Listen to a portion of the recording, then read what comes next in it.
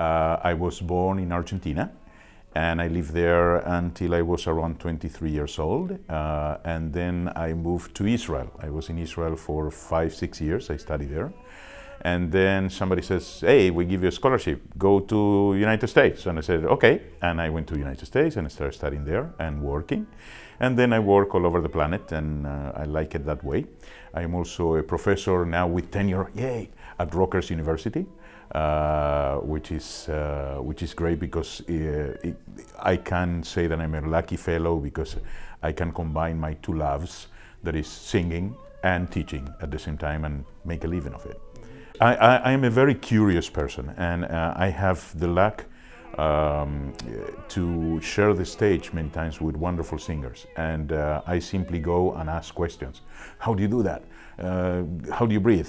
Why do you do this? Why do you breathe in this here instead of here? And that gives me the chance to incorporate that to my learning process. I believe a teacher is a wonderful sponge that needs to be learning constantly in order to be able to teach. You cannot say I know it all, and no, I don't know it all.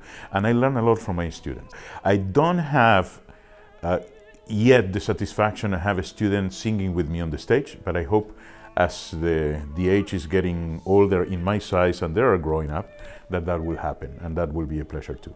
It's funny because I started with this role at a very young age. For a bass, baritone bass is a role, an area that we all study.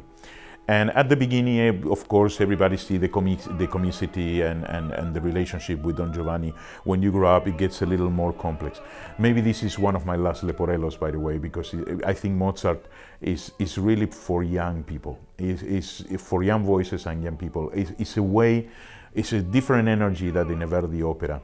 And I think it's very important that you are at least young, very young in spirit to do it. Plus, if you think about the ages, I mean, Don Giovanni probably was around his 18, 20 years old. That was, you know, when the average of life expectancy was 40 in that period.